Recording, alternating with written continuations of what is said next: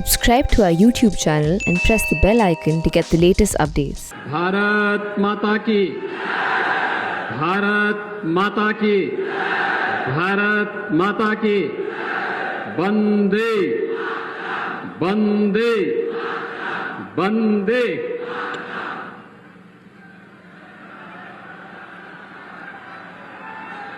Bharatiya Janata party के प्रदेश के कर्मठ और लोकप्रिय अध्यक्ष माननीय स्वतंत्र देव सिंह जी, भारतीय जनता पार्टी के क्षेत्रीय अध्यक्ष डॉक्टर धर्मेंद्र सिंह जी, भारतीय जनता पार्टी के वयोवृद्ध नेता पूर्व विधायक श्री नारायण उर्फ भुलाई भाई जी, लोकप्रिय सांसद श्री विजय दुबे जी,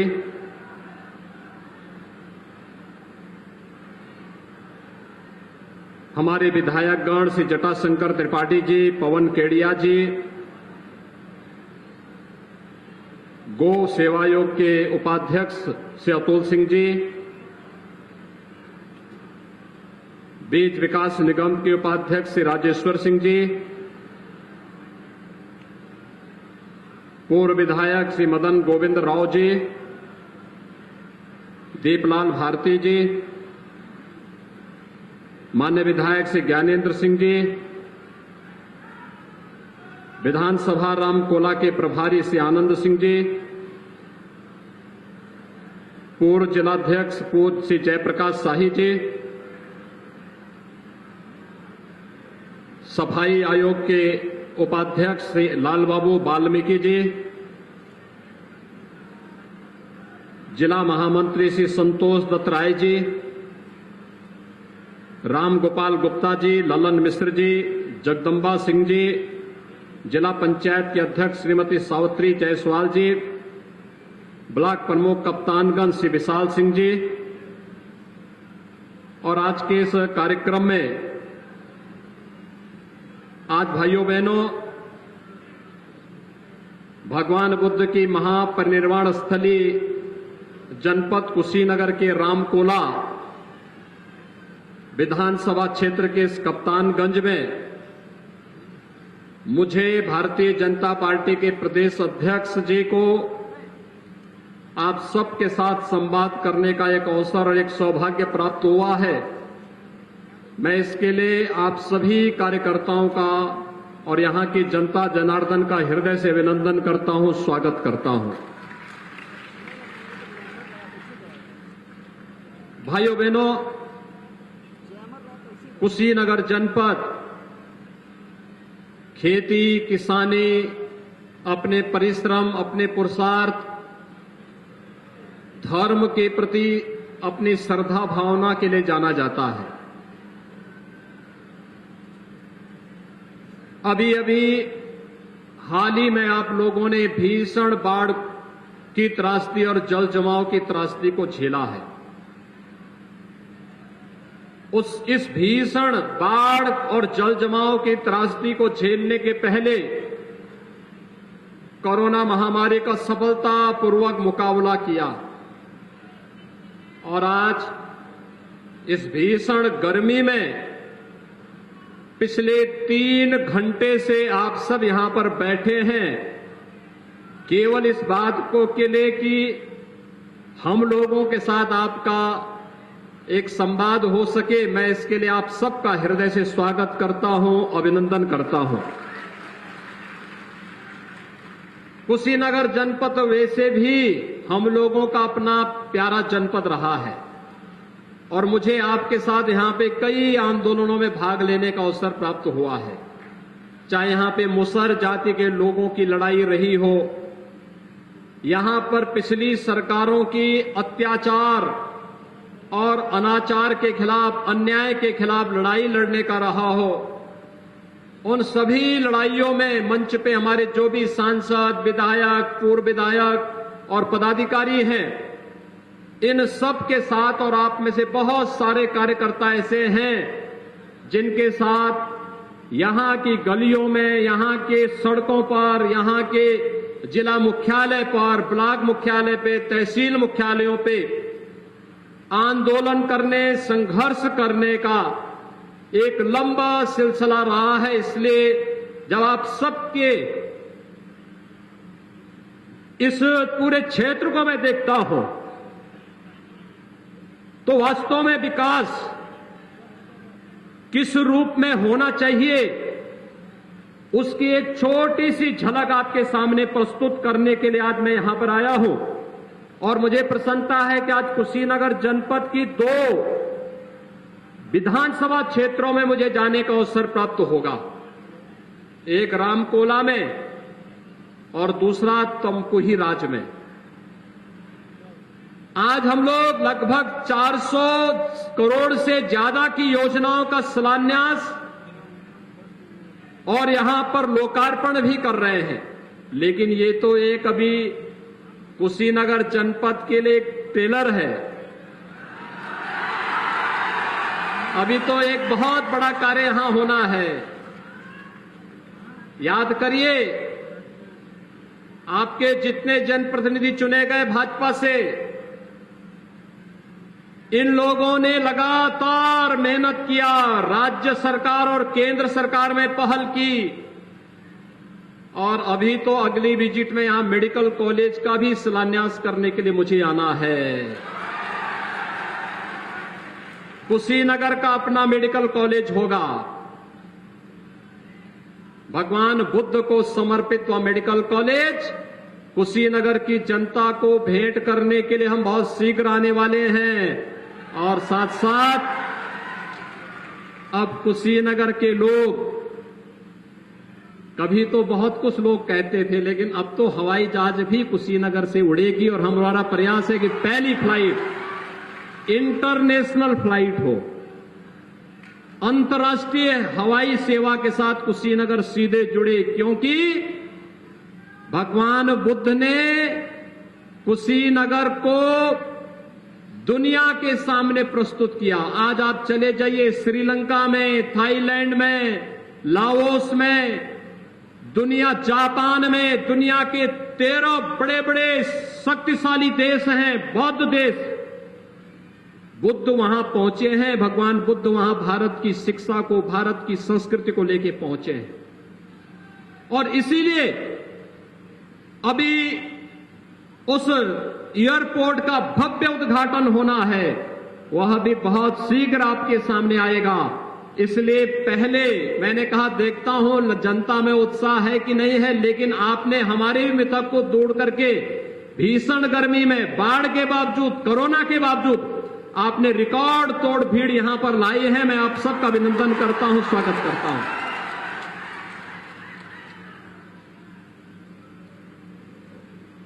भाइयों बहनों, आज यहां पर जो इस जिले के लिए हम 421 करोड़ की योजनाओं का लोकार्पण और शिलान्यास तो कर ही रहे हैं, अनेक प्रकार की परियोजनाएं हैं। आप देख रहे होंगे ये सितंबर महीना है और 1977 से लेकर के 2017 तक सितंबर माह में कुशीनगर जनपद के 500, 700, 1000 के आसपास बच्चे इंसेफ्लाइटिस की चपेट में आते थे, उससे मरते थे और समय उनकी मौत होती थी। कितनी दर्दनाक मौत होती थी। लेकिन हम सब आभारी हैं प्रधानमंत्री मोदी जी के, जिन्होंने स्वच्छ भारत मिशन चलाया, शुद्ध पेयजल की स्कीम घर घर देने की कार्रवाई प्रारंभ की और आज स्वास्थ्य की बेहतर सुविधाएं उपलब्ध हुई तो इंसेफ्लाइटिस मरीज यानी दिमागी बुखार समाप्त, पूरी तरह समाप्त। अब तो नहीं है ना इंसेफ्लाइटिस, अब नहीं है। अब यहां का मासूम बच्चा और किसी मां को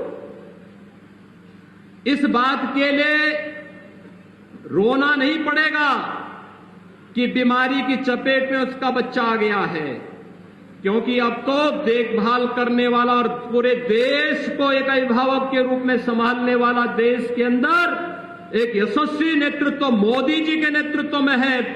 प्रधानमंत्री नरेंद्र मोदी जी सही मायने में देश के विकास, देश के राजनीतिक एजेंडे को उन्होंने बदला। जो देश की राजनीति 1947 में जाति, मत, मजहब, क्षेत्र, भाषा और परिवार और वंश तक सीमित थी, प्रधानमंत्री मोदी जी ने उसे गांव के लिए, गरीब के लिए, किसान के लिए, नौजवान के लिए, महिलाओं के लिए, बच्चों के लिए और बिना भेदभाव के समाज के प्रत्येक तबके के लिए पहुंचाया। और आज उसी का परिणाम है कि हर तबके के लोगों को विकास समान रूप से मिल रहा है। विकास सबका, लेकिन तुष्टीकरण किसी का नहीं। और भाइयों बहनों, तुष्टीकरण की राजनीति जब तक देश के अंदर थी तब विकास नहीं था, तब दंगे थे, तब भ्रष्टाचार था, तब अराजकता थी, तब आतंकवाद था, तब अत्याचार था, तब अन्याय था। लेकिन आज सबका साथ, सबका विकास और इसके साथ जुड़ता है सबका विश्वास। भाइयों बहनों, सबका साथ। हर गरीब को शौचालय, क्या शौचालय देने में किसी का चेहरा देखा गया? नहीं, हर गरीब को। राशन मिल रहा होगा ना आप लोगों को? राशन मिल रहा है, मिल रहा है राशन। क्या ये राशन 2017 के पहले भी मिलता था? क्योंकि तब तो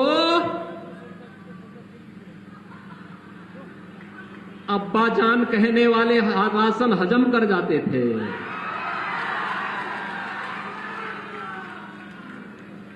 तब कुशीनगर का राशन नेपाल पहुंच जाता था, बांग्लादेश पहुंच जाता था।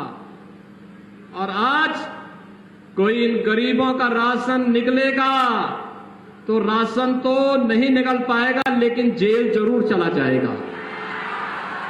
और भाइयों बहनों, यही संकल्प लेकर के हम लोग चले थे।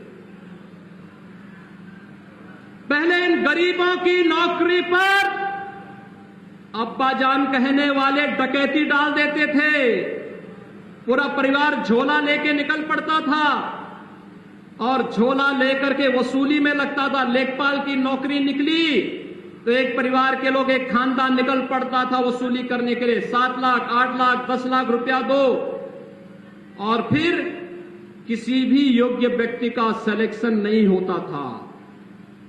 अध्यापक की नौकरी लगती थी, पैसा भी जाता था, नौकरी भी नहीं लगती थी। पुलिस की भर्ती निकलती थी, पैसा भी चला जाता था और नौकरी भी नहीं निकलती थी। भाइयों बहनों, पिछले 4.5 वर्ष के दौरान 4.5 लाख नौजवानों को नौकरी दी है। 4.5 लाख नौजवानों को। ये महिला आरक्षी जितनी खड़ी हैं, सब इसी दौरान भर्ती हुई है। किसी ने सिफारिश की है और किसी ने न पैसा दिया है। हाँ, अब्बा जान कहने वाले बहुत सारे मजनुओं को खूब सबक जरूर सिखा देती है। और इसीलिए मैं आप सबसे कहने के लिए आया हूं, जब बिना भेदभाव के सरकार कार्य करती है तो भाइयों बहनों, विकास सबका होता है, विश्वास सबका जुड़ता है। मैं एक दिन बात कर रहा था, 5,51,000 आवास हमने एक साथ दिए। गृह प्रवेश की कार्रवाई थी। कुशीनगर की एक मुसहर महिला से मैं बात कर रहा था। मैंने कहा आपको मकान मिल गया? उसने कहा बाबा मिल गया। मैंने कहा मुझे कैसे पहचानती है? कहा बाबा आप 16 में हमारे यहां आए थे। मैंने कहा कैसे? कहा हमारे गांव, हमारे मोहल्ले में, हमारी बस्ती में भूख से मौत हुई थी। भाइयों बहनों, पिछले 4-4.5 वर्ष के अंदर कुशीनगर क्या पूरे प्रदेश में भूख से एक भी मौत नहीं हुई है। पहले भूख से मौतें होती थी क्योंकि गरीब का अन्न ये लोग खा जाते थे, सपा बसपा के लोग खा जाते थे, ये हजम कर जाते थे। लेकिन आज गरीब को अन्न मिल रहा है, फ्री में राशन मिल रहा है, निराश्रित महिलाओं को पेंशन मिल रही है, दिव्यांगजनों को पेंशन मिल रही है, हर गरीब को सुविधाएं मिल रही हैं। पहले बिजली नहीं मिलती थी, आज तो अगर आंधी तूफान ज्यादा बारिश हुई तो उस दिन भले ही छोड़ दिया जाए, बाकी 16 से लेकर के 24 घंटे बिजली हर जनपद के हर गांव में उपलब्ध करवाने की कार्रवाई हो रही है भाइयों बहनों, क्योंकि विकास पर सबका समान अधिकार है। जितना विकास पर मेरा अधिकार है, जितना अधिकार विजय दुबे का है, जितना अधिकार अतुल सिंह का है और जितना अधिकार जटाशंकर त्रिपाठी का है, उतना ही अधिकार आपका भी उस विकास पर है। और यही कहने के लिए आज भारतीय जनता पार्टी आपके पास है। मोदी जी ने यही विजन दिया। कुशीनगर किसान बाहुल्य क्षेत्र है, किसानी यहां का किसान मेहनती है, परिश्रमी है। गन्ने की खेती के माध्यम से उसने देश और दुनिया के सामने एक नई मिसाल प्रस्तुत की। केले की खेती, सब्जी की खेती कैसे होनी है, यहां का किसान नई तकनीक के साथ जोड़ करके समृद्धि का मार्ग प्रशस्त करता है। और भाइयों बहनों, ये किसान, क्या इन किसानों को पहले किसान सम्मान निधि का लाभ मिलता था? क्या 2018 के पहले मिलता था? प्रधानमंत्री मोदी जी ने 18 से प्रधानमंत्री किसान सम्मान निधि का लाभ भी किसानों को देना प्रारंभ किया है। आज हर किसान के खाते में साल में 6,000 रुपए आ रहे हैं। किसान अपनी सामान्य आवश्यकताओं की पूर्ति करता है। किसान आज कहीं हाथ फैलाने के लिए मजबूर नहीं है। 2017 के पहले भाइयों बहनों सरकारें थी, गेहूं क्रय नहीं होता था, धान क्रय नहीं होता था। आज किसानों का धान और गेहूं क्रय हो रहा है और पैसा उसके खाते में जाता है। गरीबों का मकान बिना भेदभाव के बन रहा है। बिजली के लिए आपको सांसद विधायक का घेराव करने की नौबत नहीं आती है। और कानून व्यवस्था मजबूत, इतनी मजबूत, पहले जंगल पार्टी पे नियंत्रण नहीं, क्योंकि जंगल पार्टी के लोग ही तो इस सपा बसपा में भर करके वे लोग यही तो डकैती डालने का काम करते थे। लेकिन आज जंगल पार्टी गायब, अपराधी गायब, दंगाई गायब। और नहीं तो हर बार हम देखते थे पडरौना में जब भी जन्माष्टमी का डोल निकलता था, दंगा खड़ा हो जाता था। आज तो दंगा नहीं हो रहा है ना? आज दंगा हो रहा है क्या? क्या कोई दंगा कर पाएगा? दंगाइयों को मालूम है ना कि क्या होगा इसके बाद, पूरा घर बार बिक जाएगा फिर।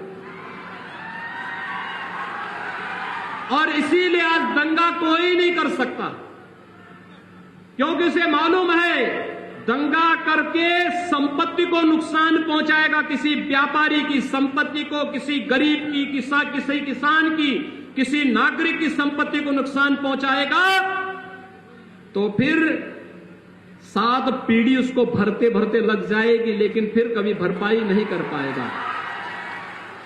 इसलिए दंगा भी अब समाप्त हो गया है। हर व्यक्ति अब काम धंधा ढूंढ रहा है। और कोरोना के दौरान आपने देखा होगा, दिल्ली में उन्हें समझे नहीं संभलता है, महाराष्ट्र में कोरोना समझे नहीं संभल रहा है, केरल में आप देख रहे होंगे संभले नहीं संभल पा रहा। आप समाचार सुनते होंगे कोरोना के कितने मरीज। उत्तर प्रदेश की आबादी 24 करोड़, और 24 करोड़ की आबादी में उत्तर प्रदेश में कोरोना, आज कुल उत्तर प्रदेश के अंदर 14 मामले आए हैं, कुल 14 मामले। कोरोना गायब, एकदम कंट्रोल में है। कोरोना के भूत को हमने बोतल में बंद करके रख दिया है। लेकिन केरल में संभले नहीं संभल पा रहा है। केरल की आबादी उत्तर प्रदेश की आबादी की 8वां हिस्सा है। दिल्ली की आबादी उत्तर प्रदेश की आबादी का 12वां हिस्सा है। महाराष्ट्र की आबादी उत्तर प्रदेश की आधी है। लेकिन कोरोना नहीं संभल रहा है, क्योंकि जनता के प्रति नियत साफ नहीं है। अगर जनता को जनार्दन मान करके इन लोगों ने सेवा की होती तो भाइयों बहनों कभी नहीं इस प्रकार की अनियंत्रित स्थिति होती, मोदी जी की बात को पहले दिन मान करके उसको लागू किए होते, राजनीति नहीं किए होते, ऐसा नहीं होता। और मेरा आप सबसे अनुरोध है, कोरोना को नियंत्रण करने के लिए आप सबने सरकार का, मोदी जी का और मेरा पूरा समर्थन किया, सहयोग किया, लेकिन अभी सावधानी बरतनी है। हमें कोरोना का टीका लगाना है, हर व्यक्ति कोरोना का टीका लगाएगा, सबको टीका, फ्री में टीका। और कुशीनगर तो इतना ज्यादा, अब तक मुझे बताया गया लगभग 8 लाख लोगों ने कुशीनगर के अंदर टीका लगा दिया है, एकदम 8 लाख लोगों ने, और सबको मोदी जी फ्री में टीका दे रहे हैं। विदेशों में इस टीके का दाम 3,000 से लेके 5,000 रुपया है, और यहां मोदी जी फ्री में टीका दे रहे हैं। फ्री में टीका, सबको टीका, निःशुल्क टीका। और इसीलिए हमने कहा कि आभार मोदी जी कि आप हमारी जनता को फ्री में टीका दे रहे हैं।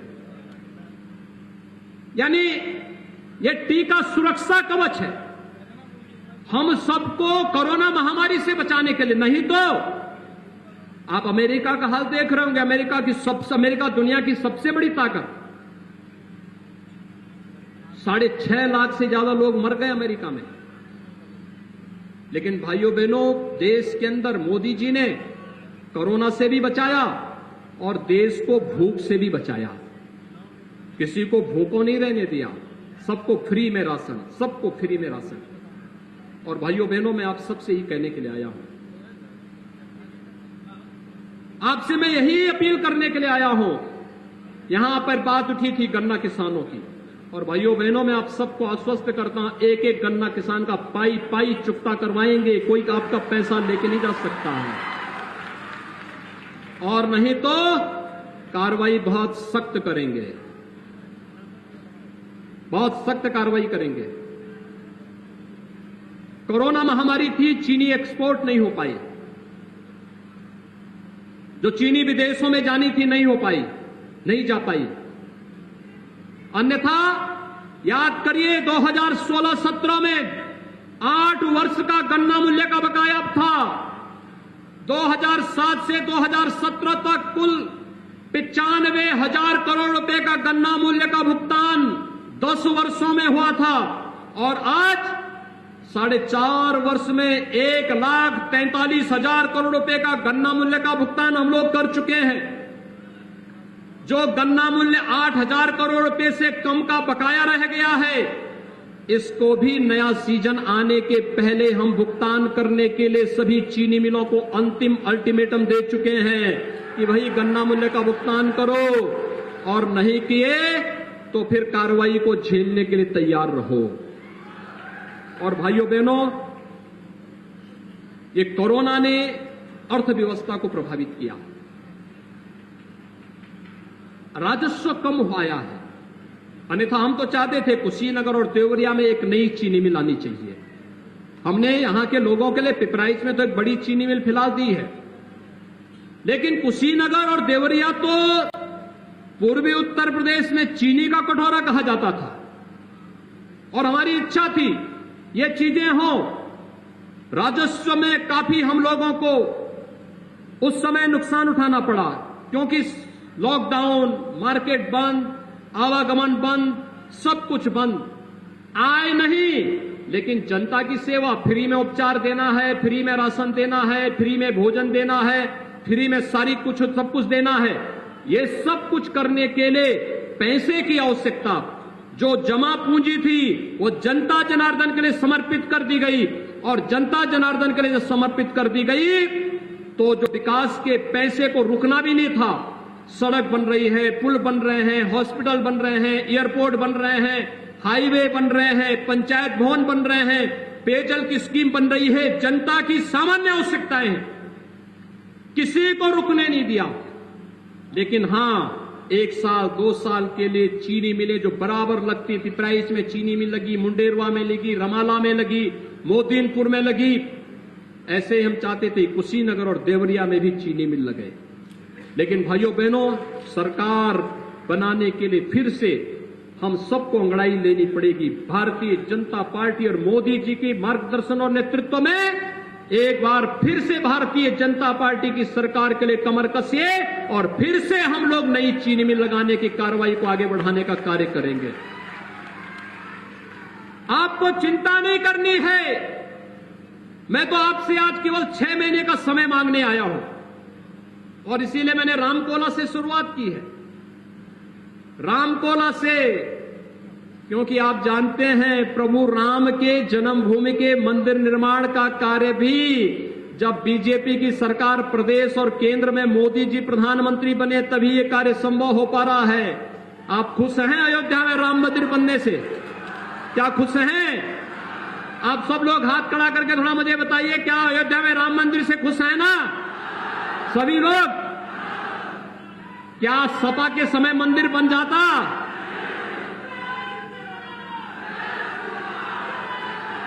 क्या कांग्रेस राम मंदिर बनाता? क्या बहुजन समाजवादी पार्टी मंदिर बनाती? देखिए, अब तो लोग बोलने लग गए हैं। अब तो लोग बोलने लग गए हैं। राम मंदिर का निर्माण कार्य होते हुए देखकर लोग बोल रहे हैं कि अब हम अपना स्मारक नहीं बनाएंगे। भयभीत हो गए। उनको मालूम है भगवान राम का मंदिर दुनिया का सबसे खूबसूरत मंदिर बनने जा रहा है, सबसे बड़ा, सबसे भव्य मंदिर बनने जा रहा है।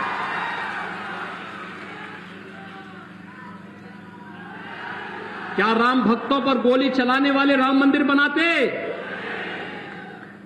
क्या गोली चलाने वाले और दंगा कराने वाले कश्मीर से धारा 370 को हटाते?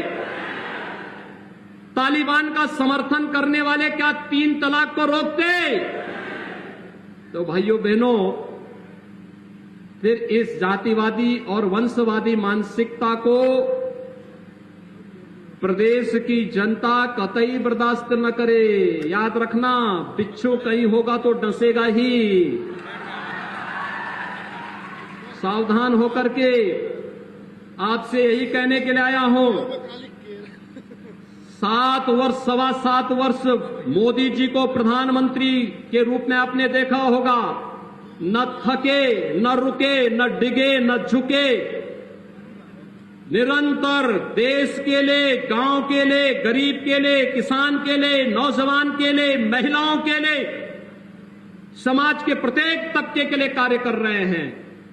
और आज मैं भी आपसे यही अपील करने के लिए आया हूं। मोदी जी की प्रेरणा से, उनके मार्गदर्शन से पिछले 4.5 वर्ष में बिना रुके, बिना थके, बिना डिगे, बिना हटे हम लोगों ने जनता जनार्दन की और प्रदेश की सेवा की है। अगर 4.5 वर्ष बिना रुके, बिना थके हम कार्य कर सकते हैं, कोई अपना पराया नहीं देखा गया। जो प्रदेश का है वो अपना है। किसी के साथ भेदभाव नहीं। तो क्या अगले 6 महीने भारतीय जनता पार्टी के राष्ट्रवादी और विकास के मिशन के लिए आप समर्पित करेंगे? सभी लोग तैयार हैं? कमल का फूल लेकर के जो आएगा वह भारतीय जनता पार्टी का प्रत्याशी, जिसको घोषित होगा कमल के फूल के साथ, वो आपका प्रत्याशी होगा। क्या इस संकल्प लेंगे? यह संकल्प सही मेरे सामने बोलना है, तय है ना? तो आप सबसे ये अपील करने के लिए अभी से कमर कस करके याद रखना, जीत का मायने तब है अगर आपको लगता है कि मोदी जी ने और योगी जी ने अच्छा काम किया है, तो सभी विपक्षी दलों की जमानतें आने वाले समय में जब्त होनी ही चाहिए। तैयार हैं सभी लोग? दोनों हाथ खड़ा करके बोलेंगे, जय श्री राम, जय जय श्री राम, जय जय श्री राम।